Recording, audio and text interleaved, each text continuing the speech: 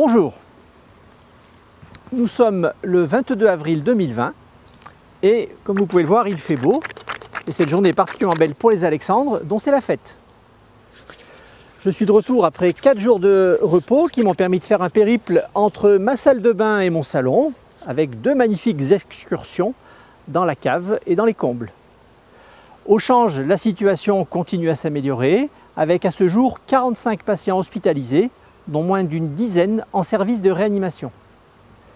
Nous profitons de ce calme pour nous préparer activement à la prochaine phase qui sera secondaire au déconfinement.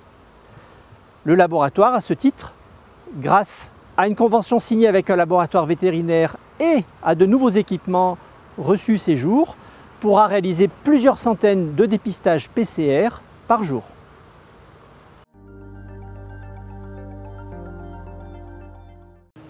Bonjour. Lorsque le Covid est arrivé, on s'est tous serré les coudes. La direction, les soignants, l'ensemble de l'hôpital s'est mobilisé. On avait à faire face à une vague. La vague est passée, la digue est tenue.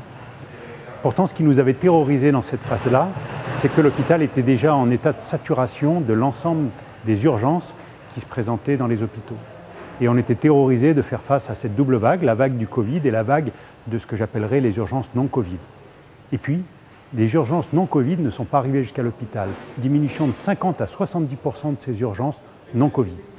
Vous savez, on a 2 sortes d'urgences, les urgences traumatologiques, et ça on imagine bien qu'avec le confinement, elles aient diminué. Et puis il y a les urgences cardiovasculaires et cérébrales.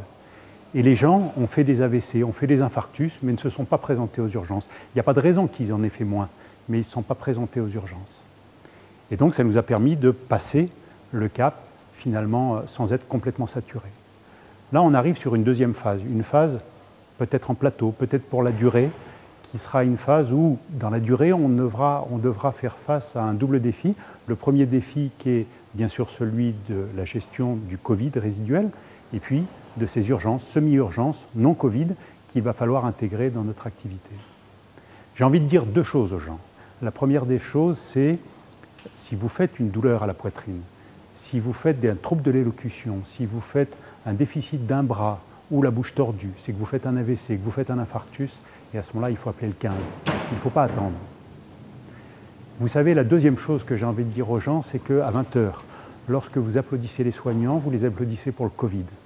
Mais vous les applaudissez aussi pour le non-Covid, qui gèrent de façon extrêmement saturée depuis longtemps et qu'ils vont avoir à gérer pour encore longtemps. Il faudra les soutenir.